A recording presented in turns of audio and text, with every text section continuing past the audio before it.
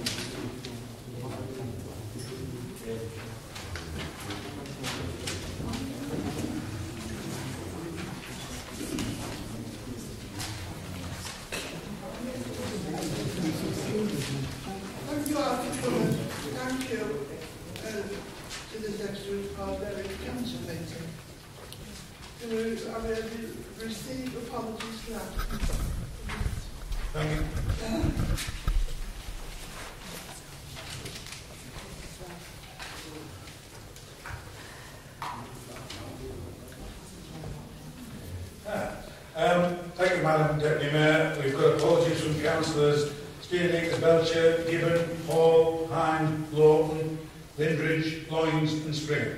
Where's the Mayor? I've just read his apology out.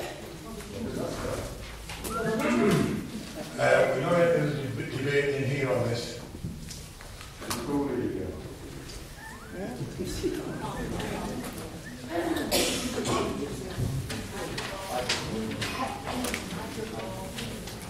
There's microphone.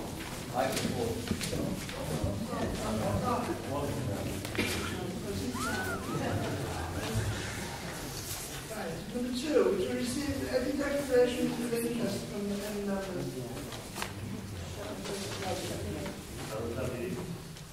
I'm ready now by the chair personal interest.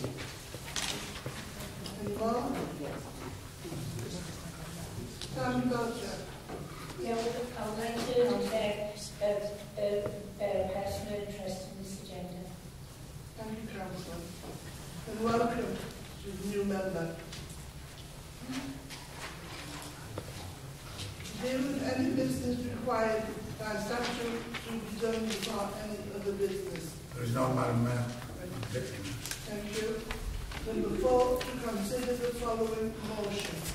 Is there somebody who to start the motion? Thank you, Councillor. Thank you, Madam Deputy Mayor. Working there. Yes, thank you, Madam Deputy Mayor. Can I say it's nice to see you offering so well. Thank you. Can I also take the opportunity to welcome new councillors to the room here, Councillor Tempest, Councillor Belcher, and Councillor Thompson. This was not the speech I envisaged giving when this meeting was called several weeks ago, and I forewarn many people in the room that you may not like it very much. And I make no apology for that. I've never been one to say what is popular. I do believe in saying what is right. It's no secret that there is no love lost between myself and our local MP. Yet, in the general election on May the 7th, I voted Labour. And from the exit poll at 10 PM of that evening until now, I find myself mired in gloom. The prospect of a majority Conservative government with a radical right-wing agenda that attacks our public services, which attacks the most vulnerable, which attacks the very fabric of decent fair society, is the very embodiment of everything I entered politics to fight. I have no doubt that there are some, a minority, of members opposite who may take some pleasure in hearing me describe the pain and sorrow that I felt on leaving the Labour Party. I've never spoken of this publicly, but I can tell you it felt very much like a bereavement, like part of who I am its core principles that everyone in our country, no matter what their background, should be able to succeed and thrive, is what drives me in politics and what I believe we need from the British government. And instead, we find ourselves at the opposite. A nasty, selfish, exclusive government bent on cutting our public services, eviscerating our human rights, and casting another generation of distraught people in the name of free market capitalism. What they want. And they won because people were not convinced by the Labour Party.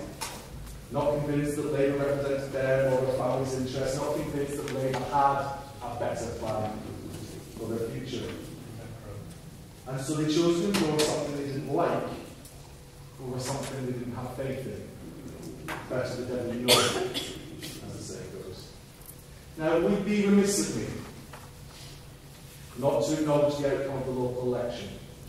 I'm honest enough to say that it probably caught many of us by surprise and engendered a little incredulity and disappointment in some of the actually small group of councillors. And that's really all I want to focus on tonight. I implore the members opposite not to take the recent election result, on which I congratulate every single winning candidate, with complacency or arrogance, or as a ringing endorsement of recent behaviours. Instead, see it for what it is, a vote for Labour values, not necessarily Labour politicians. You only have to scratch the surface to see the problems run deep. In 1992, in a very similar election to the one we've just gone through, 27,000 people voted Labour in this town. The other week, it was 14,000. Thousands and thousands of people right here in Hartlepool have deserted the Labour Party over the last 2 decades. Why? Because they don't feel it represents them anymore. Because they see the Labour Party as more interested in itself and its interests of its members than the concerns of ordinary people. You may, those opposite, be happy to dismiss the people here tonight and who have attended council on many occasions in recent months because they represent the minority. And maybe they do. I don't dissuade from that. But the real Labour movement is about representing everyone, and it cannot be argued that there is not dissatisfaction, there is not unhappiness, there is not something that needs to be put right. Labour held strong in the north because they know that their lives will suffer immeasurably under the Tories. But we've seen that support dwindling. So I want to use this evening to ask for a different kind of politics in this chamber from this point forward. I want to ask us to be better politicians and actually better people. And here's why. When I was first elected, there was always those you struggled to get on with. But the difference between then and now is that when we disagree, we did so in a friendly manner. I remember in my first year on this council, in a group meeting, a Labour group meeting, being given permission not to vote on the budget, not to vote for the first budget I was elected to vote for, a Labour budget effectively. And the reason was because part of that budget closed Eldon Grove Sports Centre in my ward. And I was elected to represent the people of that ward.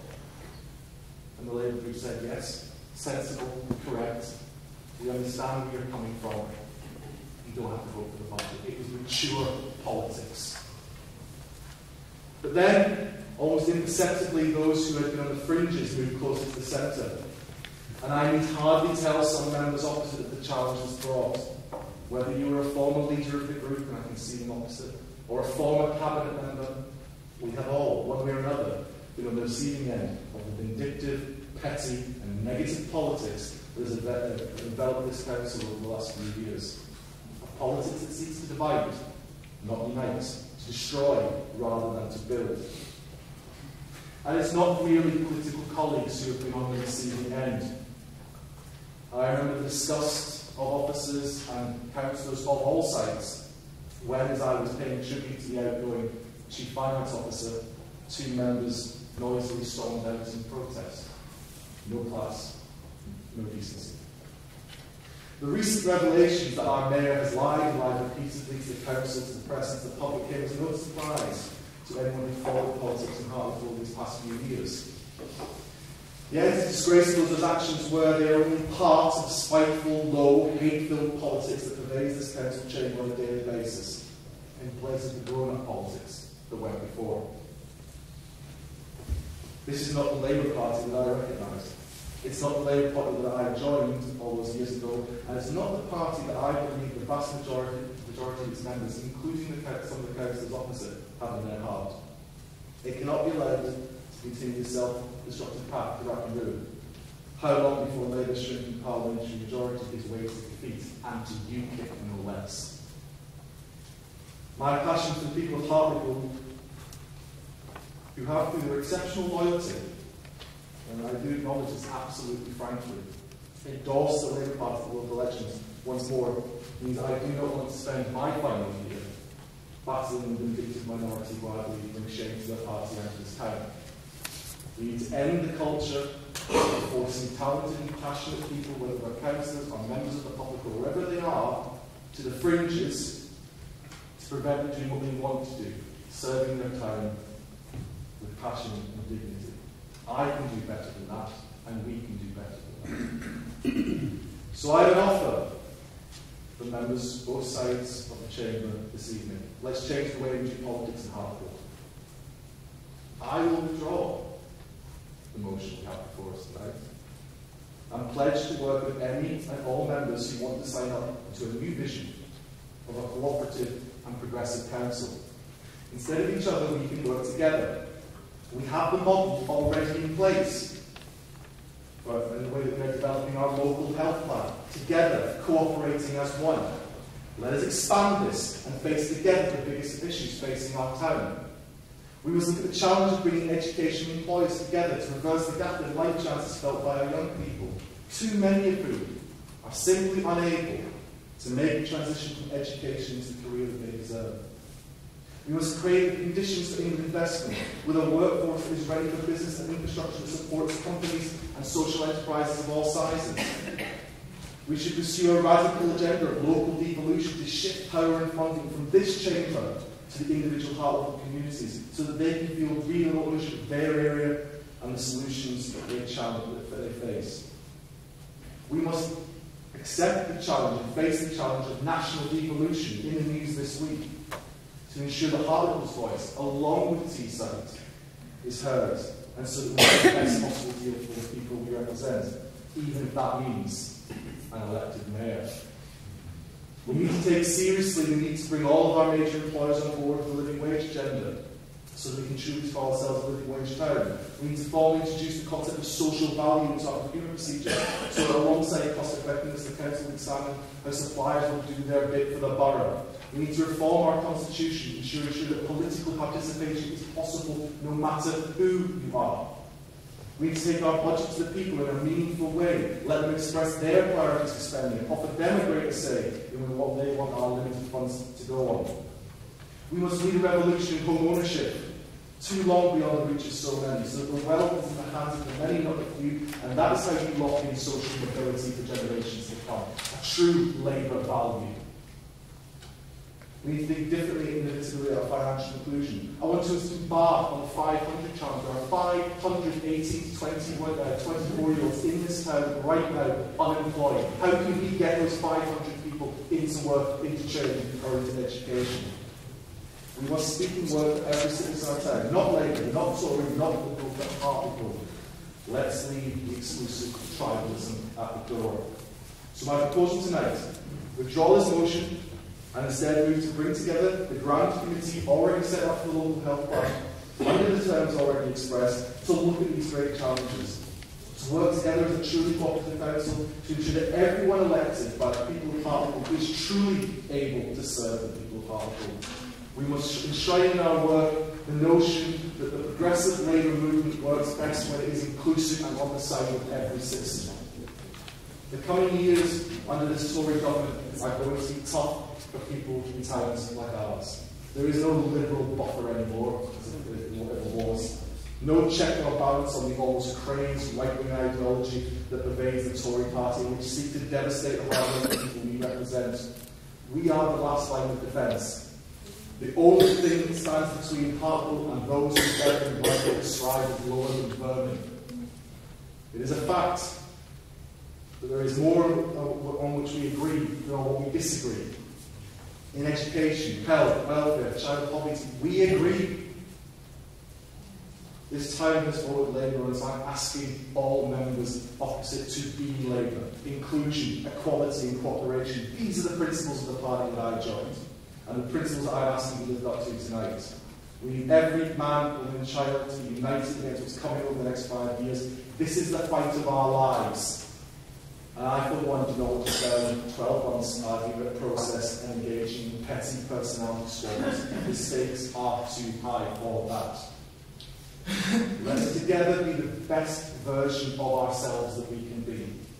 The people of Hartlepool are a strong, progressive movement to represent them now more than ever.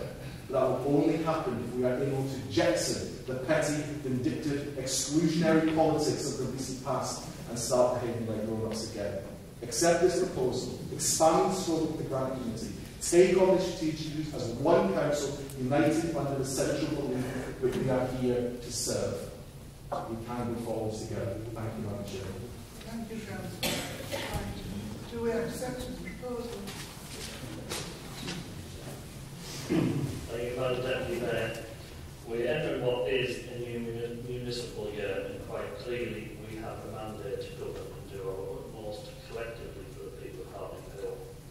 The Labour Group's position remains to keep focused on what's important for the people we represent and potentially protect them from further budget cuts on top of the 39% we've endured over recent years. We're not going to be distracted from the job in hand, and meetings like tonight are simply a drain on officer time and resources. Excuse me, we can't see you. We're not going to be distracted from the job at hand, and meetings like tonight are simply a drain on officer time and resources, which is nothing short of personality politics. Some of the things that have been mentioned tonight, things like children's and businesses, is what we already do. Driving inward investment, we already do. Regeneration Committee. National devolution, we're already looking at that through the LEC. Living wage is already in the forward plan. Social value is already embedded within our procurement policy. We've already undertaken consultation within the budget. We have been elected to operate a committee system, and that committee system allows everybody to engage with the policy of this council.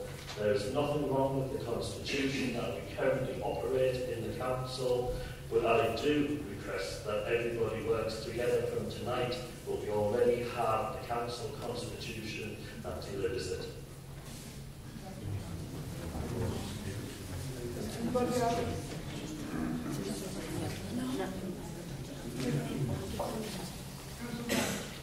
Thank you, Councillor. It probably would have helped if the Council hadn't read the speech you wrote before I spoken this evening. I think the point may have been lost on the leader of the opposition, but I'm quite certain, the leader of the Council tried to say, but I'm quite certain it hasn't been lost on all members in this chamber. We have an opportunity here to have a new start. I had said before, and the leader of the council will remember when he led his group in systematically voting me off every committee I could put my name forward for a couple of years ago, but that was not the embodiment of constitutional equality and wasn't an embodiment of an inclusive approach. He also knows that many of the people here in this audience tonight, I put myself in that, cannot turn up at times for the 9 AM committee meeting, but that doesn't mean we don't want to be involved. That doesn't mean we don't want to be together. I actually believe that the people of Hartlepool elected all 33 councillors to this chamber, gave all 33 a mandate. There surely can be nothing wrong, and I'm making no argument, no proposal to unwind or undo the committee system that operates in this council. Far from it. It will continue to operate and deal with all the decisions it was ever going to deal with. but there is nothing wrong on the big strategic issues, and I'm sure members opposite do not believe that this council currently does everything perfectly, and that all the problems that are faced by people, particularly our young people, where child poverty is going up, not down, over the last 5 years, have been solved.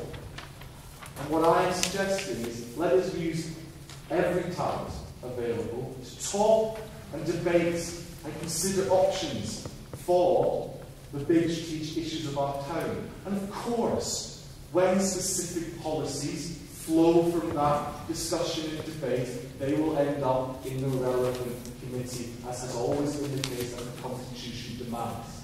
But what I don't understand is that we think that the issue of our hospital and bringing health services back is important enough as it is big enough as it is, to go to a grand committee of all 33 councillors, but no other issue facing the people of Hartlepool is. Now, I believe that I come here tonight very clearly with the olive branch to withdraw the motion, to say, no, we won't put that forward if we can sign up to what is, I think, a very reasonable proposal for future working in this council. To draw a line under the difficulties. If the position of the leader of the council is to dismiss that out of hand, then that will be his decision and his alone. And I think it will be, as so many times I have felt, a very, very foolish one. Thank you. Anybody else wants to say anything? Can I just say, I am not dismissing it. That is what full council is for. It is the business arm of the council to discuss strategic direction of the council coming from the policy committees. So I'm not going to accept something that's already in existence. We already have full council. All 33 councillors can participate in anything that ends up on the form of council. How are you one? She's 26 or 1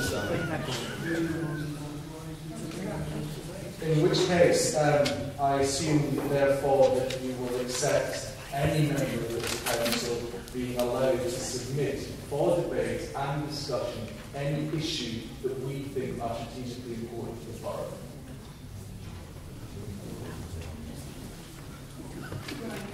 I think tonight it's proved that we can get together and work together, and hopefully we will work together.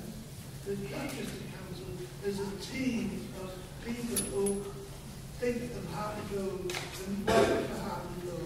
And I think once we get that into our heads, that we're here to represent the public, the electorate. Yes, I don't think that is right, but we are. You will know. And I think, for me, the councillors in here on both sides have done well tonight. At least we're talking to each other. And that's the start. For me, it's a start. So, is anybody else? Do you want to go to the vote? Sorry,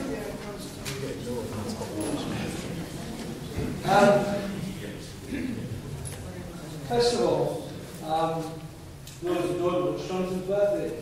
Many happy returns, Jonathan. And it shows that another year older, I suppose another year wiser, because I think six weeks ago, the meeting that we had in here, I think you could possibly describe as a bit of a bloodbath. And I was thinking that tonight wouldn't turn into that. I think certain members opposite, and those that are not with us, and those that are intimidated by members of the public towards it near them, have went through enough embarrassment. And I, for one, I spoke to Jonathan only the day after the election results, and said, I'm keen that for the next 4 years in this chamber, we're not spending our life occupied by nasty, petty, vindictive politics. In fact, I spoke to the leader of the council about that very same sentiment earlier on last week. And I also, I think, was very honest and said where I felt that come from. and I won't embarrass other members by going into too much detail. However, what I will say is that on there was some hustings recently at the United Reformed Church on the corner of Park Road, and our candidate, now MP, again, Ian Wright, was asked a question about the problems in the council, and actually it was very loaded towards as the member of the public asked, the problems in the Labour group. And his words were, and I've got the recording if anyone's interested, was that he believes that all members, particularly Labour members, should be embodied by professionalism, integrity and honesty. And I think we, over the last year, certain members within the Labour group and within this council have unfortunately let us down. And I don't think we have had professionalism, integrity and honesty. Certainly not honesty. And I think the motion which Jonathan's looked to put forward tonight is more than an olive branch. You know, some of the things that have been said in this chamber and the town hall over the last couple of months have not been very productive. You know, I will agree with Christopher's pre-assembled script that it is occupying too much time. We're not moving this council in a productive direction. But again, as Jonathan said, I'm not too sure that the entire sentiments were taken in by that motion. So I'll quite happily, before you take the vote, Chair, second Jonathan's proposal and see where we go from there. Councillor Raywell, sorry, Thank you, Madam Deputy Mayor.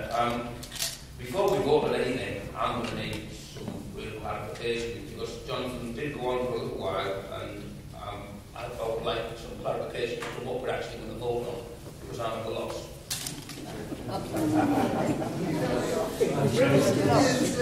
It's absolutely no problem. What I suggested tonight is that, and I can't remember whether you voted for it, but the guys obviously certainly did. Which means, third line, in terms of the local health plan, we have set up, well, it's yet to meet, I might add, but I'm looking forward to its first meeting, a grand committee of this council, specifically designed to bring together all 33 members in a committee format, which is entirely full council meeting, but there we go. A committee format to be able to discuss in depth and detail the contents of our local health plan and how that's going to deliver services back to Hartlepool. What I say is that we should expand this remit so that it can deal with the big strategic issues, not the decisions. Clearly, decisions are made by committees and by full council, but to give every member the opportunity to bring forward debate, discussion, some of the key issues and ideas, and bring experts in and have those debates, real, honest debates across this council chamber about the issues of the day. It doesn't have to necessarily be constricted by the formality of full council, which we all know exists. I can tell you that the chair is probably wondering whether I talk too long in this segment of my answer because of the formality of this occasion. Why not do this? It harms nobody. It includes everybody. It's what inclusive politics is about. It's what the Labour Party is about. Sadly, believe the Council would not do that. thank you. Councillor Demain, please. Thank you, Madam Deputy Mayor. Obviously, things have turned out rather differently this evening, and I haven't got a prepared speech. But I'd just like to speak on behalf of myself, if you like. I've been a member of this council. I was elected 3 years ago, within the year ago. I've had the privilege of serving on the Neighbourhood Services Policy Committee. I've acted as substitute on many occasions in region, children's and adult services. So over those 3 years, I've got a pretty good idea of how it works and how councillors interact with each other. And I have to say that the councillors on the other side of the chamber can speak for themselves. But I think I've tried to work with every councillor in this chamber. We've achieved some excellent outcomes over the last 3 years that I've been involved. There is more that unites us than divides us. I'm certain of that. I would like to think in the new municipal year we can work together. I'm sure we can. I intend to. I spoke to Councillor Thompson after the election, and I look forward to working with him. I said that on the Friday morning immediately the town ended. My ambition is to do my best for this town, for the people of this town, and for the future of this town. I am having difficulty in supporting Jonathan's motion. I do think that the constitution that we have does, in my opinion, cover up all that we need to do. But please, I do ask, you know, my door, I haven't got an office, but my door is always open. You know where I live. Everybody knows where I live. My address, telephone number and email is in the public domain. I'm happy not only to talk to people from in Harbour Ward, but people from across the whole town. I'm happy to talk to fellow councillors, whatever party or non-party they belong to. This is a make or break year. I'm repeating what Jonathan said, but we've got a very mean-spirited, reactionary government. And this government makes Margaret Thatcher's governments look benevolent and compassionate. And we need to stand together to fight what's coming. And I look forward to working with all 33 councillors.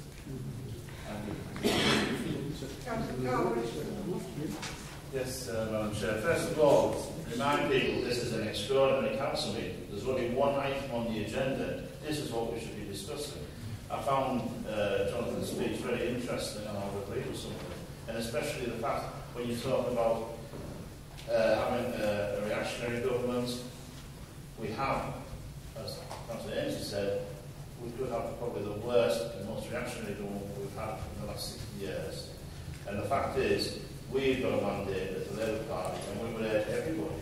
And if you were sincere what you're saying about joining us, fair enough, you can. Come to the committee meetings, we've got the structure there. We're open to everybody. You can have discussion, have comments. We've already had that on the adult services. We said, and I would agree with what Councillor Lilly was saying. And we have unanimity on most issues.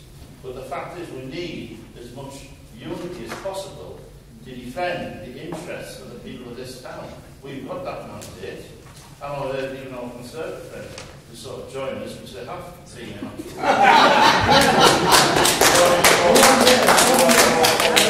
And that's what they should be wrong. We've been defending the interests of the people of Hartlepool. So if you're sincere about what you're saying, Councillor Brash, you're looking at the meetings. We're not switching there. But as I understand it, you're withdrawing the motion. And if you withdraw the motion, then further things to discuss. I mean, I think, Carl, the fact that we're trying to use process to close the debate down makes my point about the committee. I see quite a lot of analysis, and I think they know Carl that was a pretty silly thing to say. I'll tell you something else. I tried to put my name forward to be in your committee 2 years ago, and you voted to knock me off it. I put my name forward, adult services, and one by one, we voted for the gentleman here, another ex-member of the Labour Party, to knock me off it. And then when Councillor Hargreaves wanted regeneration, you all one by one voted to knock me off that as well. Not that the fact that I left the Labour group a few weeks before had anything to do with that decision. Now, the point of the matter is that I think that we should all be involved in discussing these big issues. Not taking agenda items away from your committee, far from it. Those agenda items that are there should be there, should be made by that committee. But there are agenda items that go across all areas. I know that it was the Finance and Policy Committee, it meets at 10 AM or whatever weekday morning that is, it excludes people. There's no getting away from it, the way we operate. does exclude people. I know members opposite, and I don't want to make this personal, but it's not the whole agenda to get members of the meetings, because there are many people in this position. I know members opposite will tell me that I've got an absolute right enshrined that I can leave my place of work at any time to do my council business. But if anyone thinks that a person deserves to be an elected councillor, would be prepared to leave a student's A-level class on a Monday morning to let them fend for themselves ahead of their exams in a week's time and talk to them for a committee meeting 50 minutes down the road, they are out of their minds. Now, the fact of the matter is that if you actually have a council that responds to working people can be involved. That's the inclusivity I'm talking about. Now, let's put aside the fact that the attempts to keep me off committees in the past. I was put in the Health and Wellbeing Committee last year. I asked for the times, you know, and it's cheeky, some people might think it's arrogant to do this, but I asked for the times to be made into evening meetings. They refused. What can I do? And what will happen is I'll turn up to every meeting I'm physically able to turn up to, and not the ones that I can't turn up to. In a year's time, Carl will get the attendance records back out to that and pop. You know, that seems to be the way it worked last year. It's not a good system. I'm offering tonight to put everything, all the horrible meetings, which I'm quite certain no members opposite have enjoyed, to put them to bed forever. And instead take up this small nucleus of an idea. It's not going to be every week. It's not like a policy committee. It's a strategic committee, which, by the way, the party opposite introduced when we had the elected mayor system, the council working group. We had it when we had an elected mayor. We don't have it now. Let's do this. Let's have this idea, take it forward, and we can work together. I feel what's going to happen tonight is that we're going to have a vote that's going to show some people on this side, they don't want us involved. They don't want us there. They don't want us to be part of the process. They've got the mandate, and I acknowledge this. This is the thing. I do not. You have the mandate, and you have the mandate to make this decision tonight. And as Marjorie said, they're not going to. So that's fine. And that's where the vote's going to go. It's clear that it's going to go that way. So let's just go.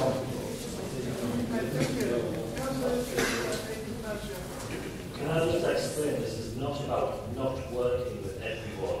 We have a constitution of this committee that delivers everything that's being asked for. We still have a working group of council that can meet and discuss all the issues, but I do not think that we should be changing the constitution by having an expansion of the grant committee when we've got 5 policy areas that should be forming policy.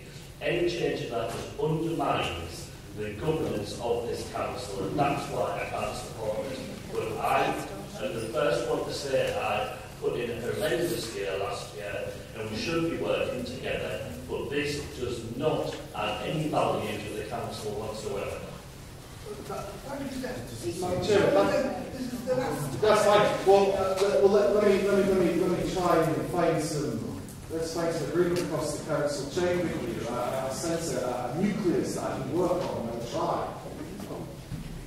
But the council working group currently still exists, I understand. It's not been in a while, but apparently still exists. Fine. Can we agree tonight then, as democratic services officers, to schedule for the rest of the municipal year regular council working groups at which all members can suggest strategic discussions to happen where all councillors are involved in the evening? If it still exists, it's still part of the constitution, we've asked for a scheduled meeting to be put together and that all members can contribute agenda items that they want to see discussed and debated at a time that's convenient for working people in the evening. There we go. I'll amend my motion to say that. Can we get agreement there?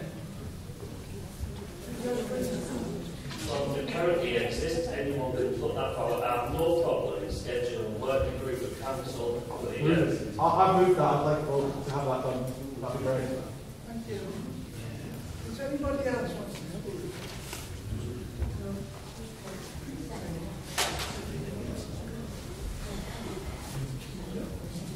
Let's go for it. Madam Mayor, if there's no dissent to that, you can then go to record a vote if you want, or you can go for show of hands on that, which is I understand it, this motion is withdrawn, and the motion that replaces it is that the council working group, which currently exists, there will be meetings of that working group scheduled in the new municipal year to discuss specific strategic issues as and when those strategic issues arise.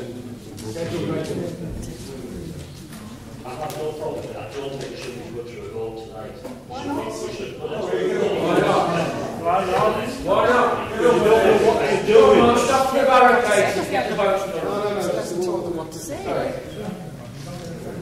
Councillor Belcher, this is sometimes what makes it very difficult. If you agree with it, and everyone agrees with it, and I'm going to be honest with you, Councillor Belcher, despite people pretending nothing at the moment of what I'm saying, if you agree with it, then let's have a vote and have a decision on it. What's wrong with that? Just get the gift from Members, in order to assist, there is obviously a germination of an idea to take things forward. I think it needs to be planned as regards, obviously, in terms of reference for this working group.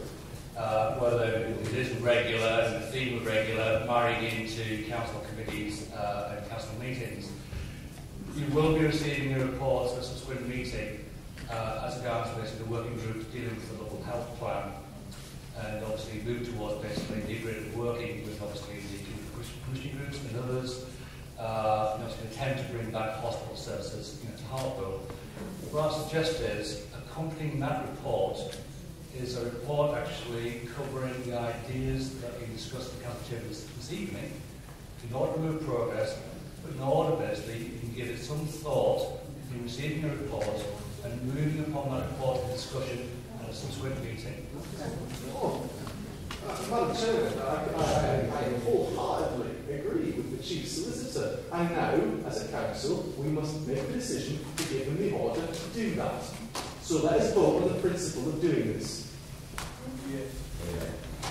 Chair, as I understand it then, is the motion that it will be accepted that in principle the council work group, which exists as we speak, continues, and that a report will be brought back by the Chief Solicitor to the first meeting of the work group set up to deal with health, and that will set out any terms of reference for any potential future meetings of the council work group. Is that the acceptance of that? That will allow for the debate on strategic issues. Yeah, absolutely. Yeah.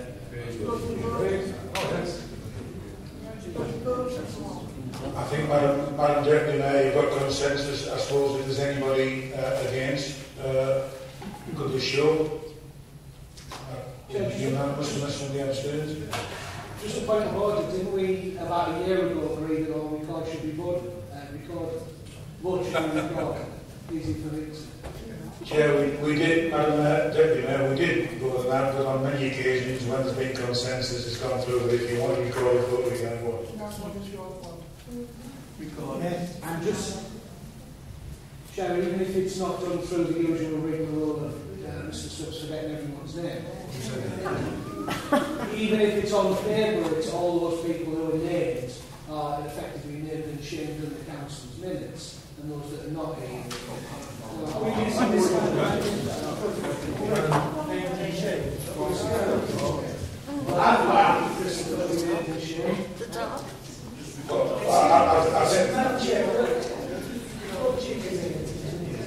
The kind of language that's being used at the moment is exactly the kind of language that led us to the situation that we were in previously. It's not helpful to have those kind of comments. We're either going to be trying to work together or we're not. And to be quite frank, I don't think that we should ever be making decisions on the floor of the council which we haven't had an opportunity to discuss properly first. Not just on the hoof like we have been at the What are you scared of? I'm not scared at all. In the spirit of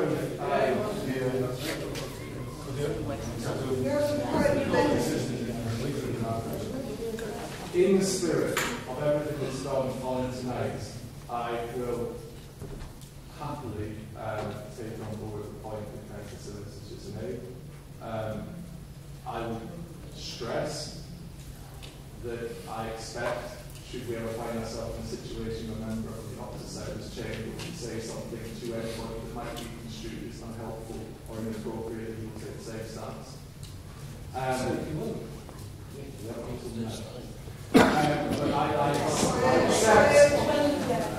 accept, I think it's agreed.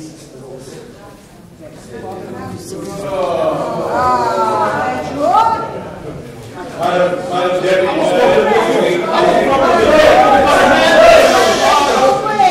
on earth do you think you're doing? We'll clear it if you don't stop. We'll clear it if you don't stop. What we have in front of us now is that motion that's been put. To satisfy Councillor Thompson's point, in the minutes it will show those people who are present here this evening have voted for it. Thank you.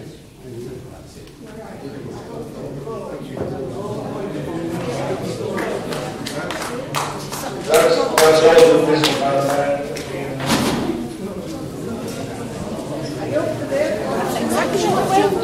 What about the mayor?